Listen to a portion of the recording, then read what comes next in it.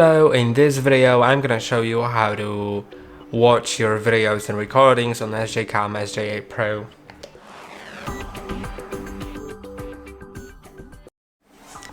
To do it, simply click on the button in bottom left corner, then select either video or photo. I want to view videos. You can see I just have two, and I can click on any of those to start playing them. You can see it's being played right now. And there's this other one. I can even sort of hear some sounds here. You can also delete any of those that you want by clicking on delete and clicking like that. Then clicking on trash icon again. And OK. And I hope that this video was helpful. Don't forget to like and subscribe, and see you in the next one.